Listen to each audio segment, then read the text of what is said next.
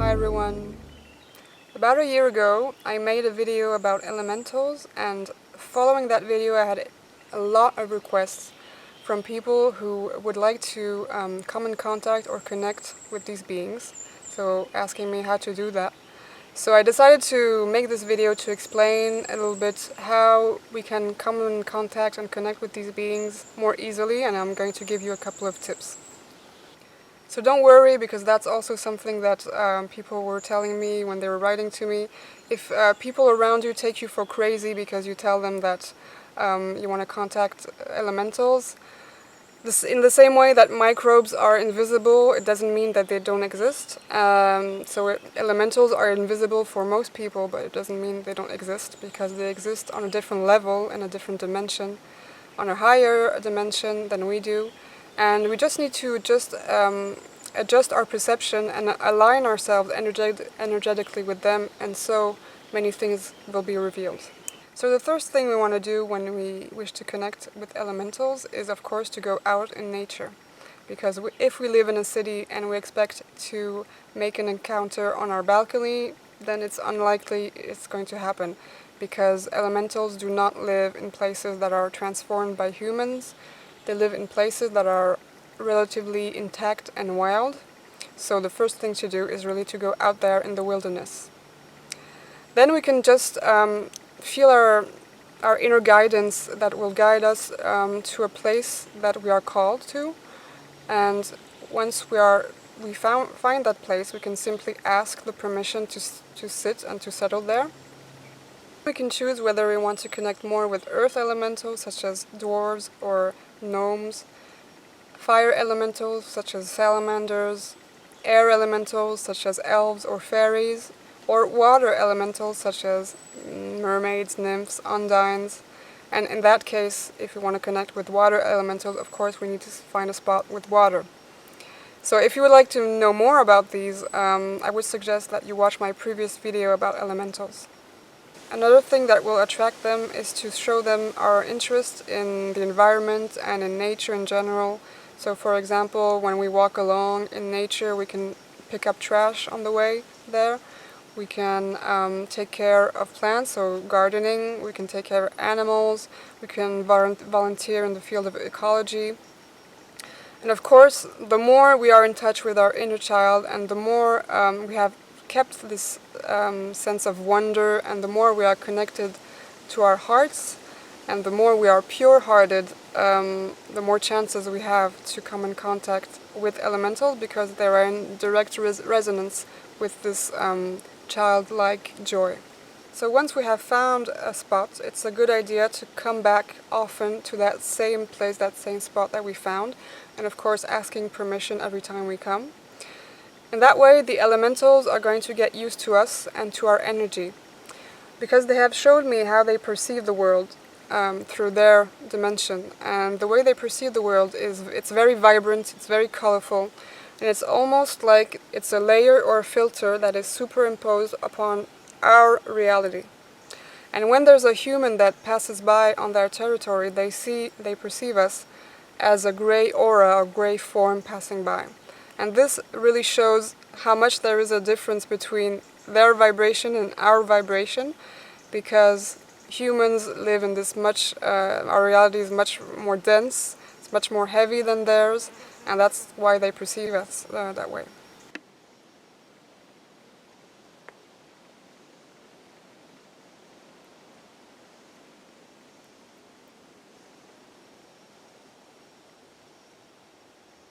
The next thing, once we are settled down in that place, is to do a little meditation. So I would recommend at least 5 minutes, but you can do as long as you wish.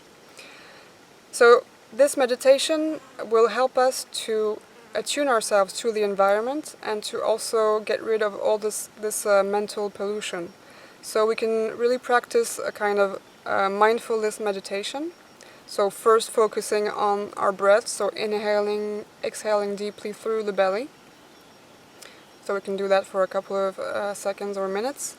And then we can focus our attention on the sensations that we have in that spot. So for example, I feel that I'm on the ground, so I feel the physical sensation of being on the ground. Then I can also use my hand and put my hand on the ground and start focusing on the sensation I have through my fingers or through my hand. Or I can focus on the sounds around me, so the birds, the crunches, or whatever, the wind, the sensation on my skin, so the breeze on the skin, the smell. So there are very various ways of focusing the attention on the environment. So this will really help to get rid of all this mental pollution, all these daily thoughts, because we really need to clear our minds to be in a receptive mode, so we can receive what is going on, and at the same time we attune ourselves to the environment. There are several means by which we can perceive these beings. So clairvoyant people will see them with their eyes fully open. We can perceive them with our inner vision, so with eyes closed. We can feel them around us, we can sense them, or we can also feel them energetically with our hands. So if you want to practice that, for example, you can find a special rock, or even better, a standing stone, because there's usually a guardian in front of it, and just keep your hand at a 1 meter distance, more or less, and start feeling around the rock. And once you start feeling a kind of tingling in your hand, and when you do this kind of movement, like backward and forward, and you feel this kind of resistance, then that means there is a being there, and you can say hello. We can also ask them for a clear manifestation. For example, a couple of years ago, I had my first real encounter with fairies as an adult. And it was in Turkey, in a region called Cappadocia, where there are very special rock formations that they call the fairy chimneys. So I was there, and I was just sitting in meditation between two rock walls, so there was no wind at all. And I just set the intention, and I asked the fairies, could you please give me a sign that you are here and that you exist? And 10 seconds later, so it was very quick, I saw and felt a strand of my hair caress my cheek like this. And so I knew immediately that they were there and they did exist, and it was a very extraordinary moment for me. And to come in contact with fairies, you can also ask a little fairy to come on your shoulder. And in the same way that I showed just before, once you can feel that she's on your shoulder, you can just put your hand here and start feeling around. And when you feel this resistance or this tingling, then it means she's on the shoulder. So the way I perceive them is mostly in inner vision, but I sometimes also see them with my eyes open. I will see luminous forms around me, so I will see blue, pink, yellow, green forms moving around, or I will see sparkles of light, and so I know that it is very likely that fairies are around me. So most of the time, the easiest way to perceive them is with our inner vision, if we are in a receptive mode, and we are free of expectations and we don't have any projections, because that's not going to help. And there are sometimes some debates about the way they look, the way we see them. So some people will say, no, they look more like this, and other people will say, no, they look more like that. So what I wanted to say is that there are actually multi-dimensional beings. So they are pure vibration, they are pure light, and they can actually choose to take the form that they want to. So they can choose to be pure light, pure vibration, or they can choose to densify themselves.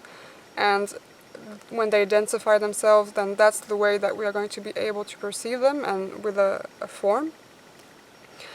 And most of the time what will happen is that they will present themselves or take the form that resonates the most with us, and what is imprinted into our memory or our subconscious, unconscious mind.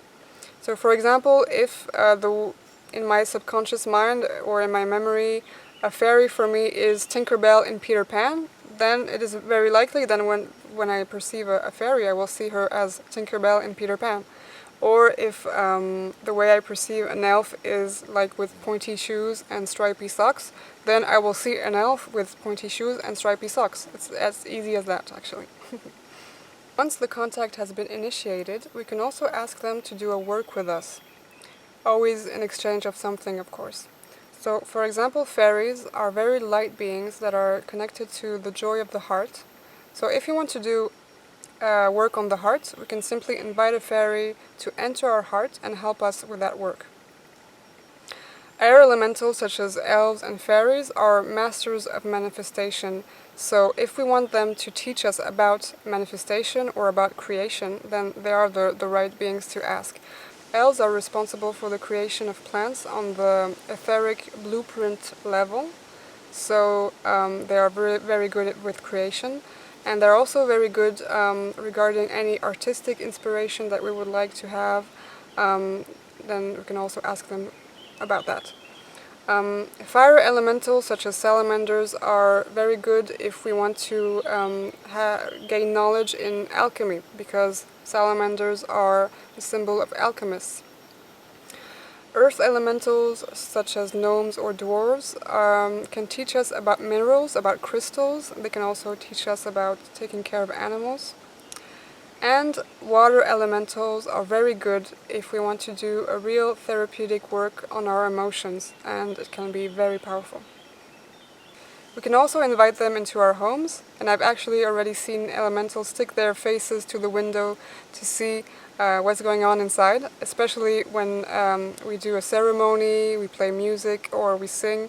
They are very attracted to those kinds of activities. But they are very respectful, so they will never enter unless we invite them to. And since they are very respectful, they would like us to be very respectful of their habitat and their homes as well.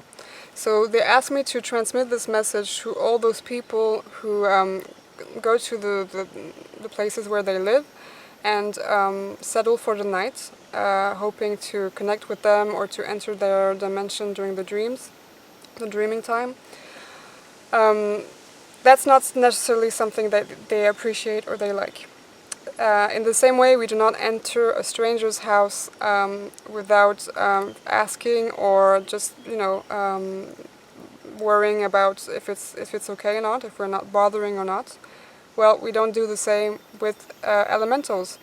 And as I've said before, they perceive us energetically very different from them, so we are much more heavy, much more dense than them, and our presence on the long term is not necessarily something that they appreciate, because it's almost like we are a foreign body on their territory. And actually, they scan us energetically even before we arrive on their territory, so they know exactly who is coming and who is there. And it goes without saying that the more we are free of toxicity on a physical, emotional, mental, energetical level, the more we have chances to actually connect with them, to perceive them, to feel them, to sense them, or whatever. Because the more we raise our vibration, the more we are in our light bodies, the more we are connected to the heart, the more we resonate with their vibration, which is a very childlike, very subtle, light joy. So the more we are ourselves like that, the more we have chances to connect with them. They are very happy to connect with humans with pure intentions, and they are very happy to give us a little bit of this, the vibration they have, this very light and loving and joyful vibration that they have, because they know that we live in a reality that is quite difficult sometimes. It's much more heavy, it's much more intense, and we need to reconnect with that because it's also part of ourselves. And as I've said in my previous video, a long time ago, these interactions between humans and elementals were actually very frequent, and it was simply like that because the reality at the time was less dense than it is today. But today, Gaia, our planet, is ascending to the 5th dimension. It is raising its vibration. So we are connecting also to more and more to our light bodies. We are connecting more and more to our crystal DNA, and this will allow us to actually have more contact with them and to perceive them much better. because throughout the ages it is more like the sorcerers, the witches, the druids, the shamans that have kept this contact and this partnership with them. But now it's really opening up to all humans who would like to do so, and who would like to just feel this energy and reactivate this partnership that we have with them, in order to just take care of our dear Mother Earth, to take care of Gaia, and have these beautiful encounters with these extraordinary beings, these guardians of the Earth. So I really hope that you have a good time with them. I really hope that you can connect with them and share all this love and all this joy with them, and that they can also maybe help you with something that you are struggling with and help you just on your path. See you soon.